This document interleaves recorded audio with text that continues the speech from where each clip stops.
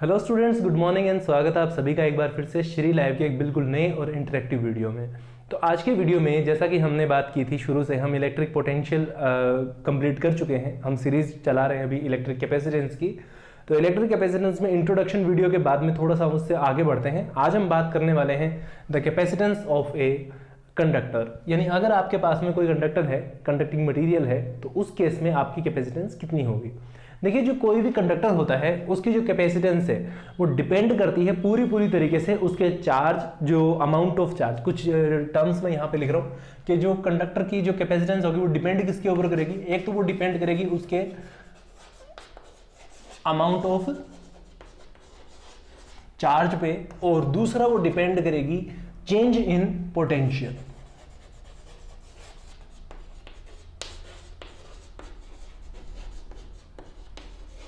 ये दो टर्म्स ऐसी हैं जिनके ऊपर किसी भी कंडक्टर की जो कैपेसिटेंस है वो डिपेंड करती है यहाँ पे।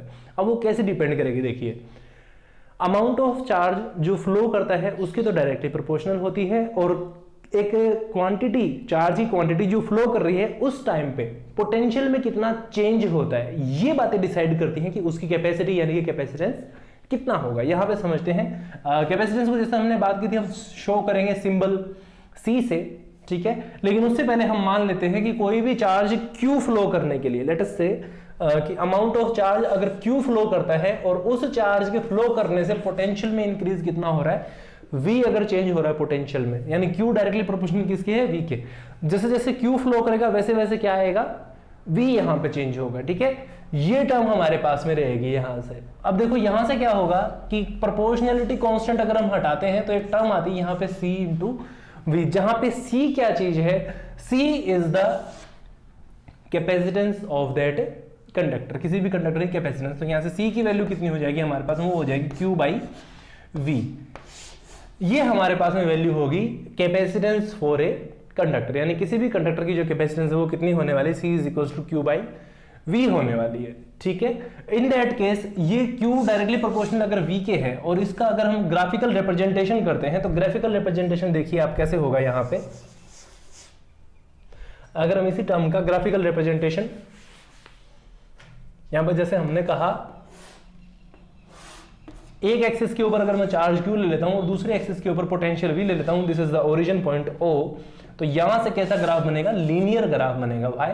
बिकॉज जो चार्ज Q हो डायरेक्टली प्रोपोर्शनल है किसके, V के प्रोपोर्शनल है, ठीक है। और हर एंड के ऊपर वैल्यूज क्या रहेंगी, फिक्स्ड रहेंगी, कांस्टेंट रहेंगी, वो वैल्यू चेंज नहीं होंगी। Okay, so this is the capacitance C here. तो ये तो हमारे पास में, अच्छा, अब कैपेसिटेंस C की यूनिट क्या होंगी, जो कैपेसिटेंस C हमने लिखा है उसकी यूनिट क्या होंगी। चार्ज की यूनिट हमारे पास में होती है कूलाम्ब, चार्ज की यूनिट हमारे पास में होती है कूलाम्ब, और इसकी यूनिट वोल्ट, इसकी पोटेंशियल की क्या होती है, वोल्ट होती है हमारे पास में, यानी कूलाम्ब पर वोल्ट। और इसको इन शॉर्ट हम क्या लिख देते हैं, फैराड लिख देते हैं। Okay, so this is the farad, यानी यूनिट क्या होगी हमारे पास में, कैपेसिटेंस की यूनिट हमारे पास में क्या होगी, फैराड हमारे पास में यूनिट होगी कैपेसिटेंस की, ठीक है।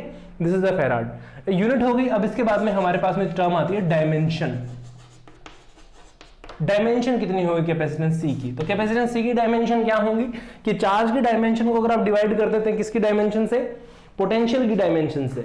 सो इन दैट केस आपके पास में वैल्यू किसकी आ जाएगी, यहां पे हमारे पास में वैल्यू किसकी आ जाएगी, यहां पे dimension of capacitance C। Charge की डायमेंशन हमारे पास में होती है, टाइम की वैल्यू 1 होती है, और दूसरी टर्म हमारे पास में आती है यहाँ पे एम्पियर, और जो हमारे पास में पोटेंशियल बच गया, पोटेंशियल की डायमेंशन हमारे पास में होती है M1 L2 T minus 2 T by ए।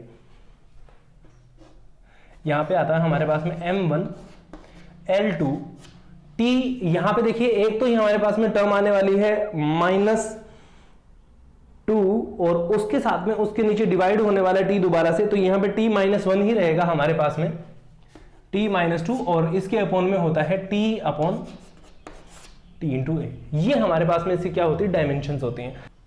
देखिए यहां तक हमारे पास में वैल्यू आ गई। अब इसके बाद में डायमेंशन क्या होंगी कैपेसिटेंस की, C विल बी इक्वल, सो देखिए डायमेंशंस क्या होंगी, this is the dimensional bracket M-1 L-2, T की वैल्यू है यहाँ पे पावर 4 हो जाएगी हमारे पास में यहां से जब हम सोल्व करेंगे, और A की वैल्यू हमारे पास में यहाँ कितनी हो जाएगी, स्क्वायर हो जाएगी।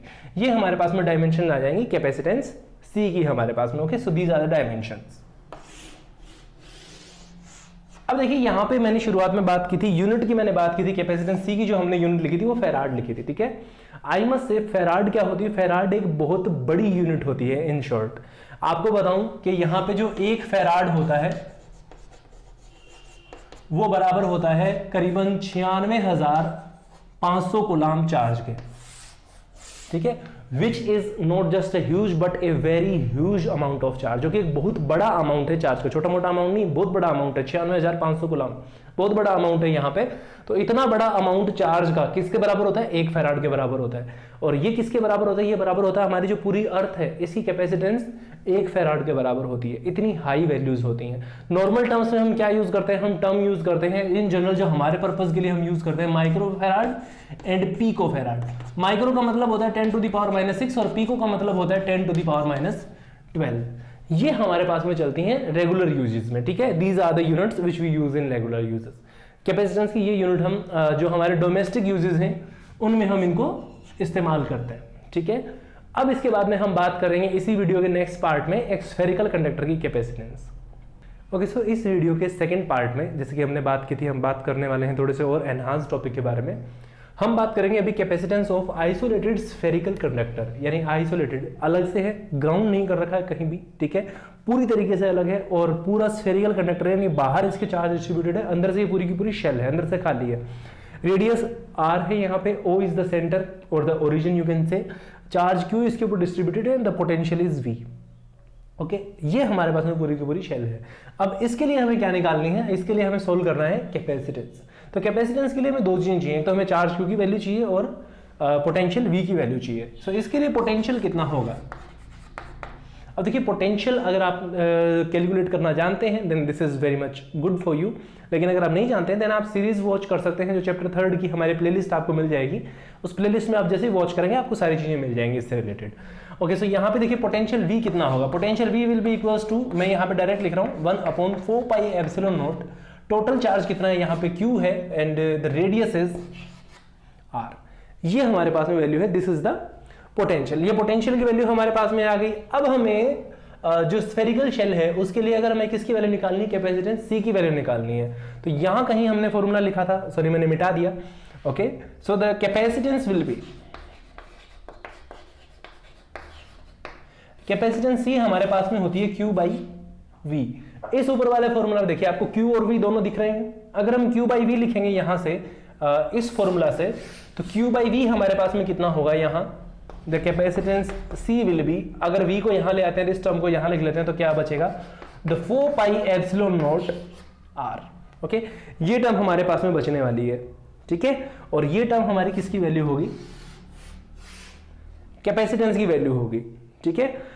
This is the capacitance of isolated spherical shell. वो कब के लिए है, ये तब है जब मीडियम कैसा है, वैक्यूम है, ठीक है। वैक्यूम के लिए परमिटिविटी कितनी आ गई, ε0 आ गई।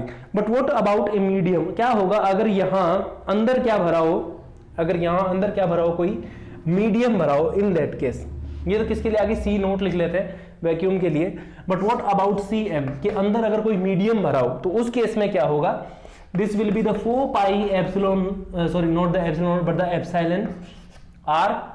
ये वैल्यू होने वाली है, where epsilon is the epsilon m, यानी परमिटिविटी ऑफ मीडियम। इस टर्म को कैसे लिख सकते हैं, इसको हम लिख सकते हैं 4πε0m। इसको हम क्या लिख सकते हैं, हमने लिखा था ε/ε0 is equals to εr, which is the relative permittivity और द डाइलेक्ट्रिक कांस्टेंट। ये हमने बिल्कुल शुरू के चैप्टर में हमने इन चीजों के बारे में बात की थी। इस चीज को हम क्या लिख सकते हैं, इसको हम लिख सकते हैं ε0 εr and the capital R, ठीक है। अगर हम εr को अलग कर लेते हैं तो क्या बचने वाली है हमारे पास में वैल्यू, C0 की वैल्यू बचने वाली है, ठीक है, रेगुलर कैपेसिटेंस की वैल्यू बचने वाली है। तो यहां से हम एक फॉर्मूला और बना सकते हैं, क्या लिख सकते हैं हम यहां से, the capacitance for medium will be equal to the capacitance for vacuum multiplied by epsilon R। ये फॉर्मूला लिख सकते हैं, ठीक है। ये हमारी पूरी की पूरी जो मैथमेटिकल फॉर्म थी, ये किसके लिए आ गई, कैपेसिटेंस की वैल्यू आ गई हमारे पास में, ठीक है। ये हमारे पास में वैल्यू आ गई। यहां से दूसरी टर्म हम क्या लिख सकते हैं कि कैपेसिटेंस ऑफ मीडियम को अगर हम डिवाइड कर देते हैं कैपेसिटेंस ऑफ वैक्यूम से, तो ये वैल्यू किसके बराबर आने वाली है, ये वैल्यू बराबर आने वाली है हमारी रिलेटिव परमिटिविटी एप्सिलॉन R के। ये कुछ एक मैथमेटिकल एक्सप्रेशन थे जो किसके लिए थे, स्फेरिकल कंडक्टर के लिए थे। मेरे ख्याल से ये कंपेरेटिवली इजी रहे होंगे आपके दूसरे किसी भी टॉपिक से। So thank you very much for watching this video till the end. Last तक देखने का बहुत बहुत धन्यवाद। आपका दिन शुभ रहे। जय हिंद।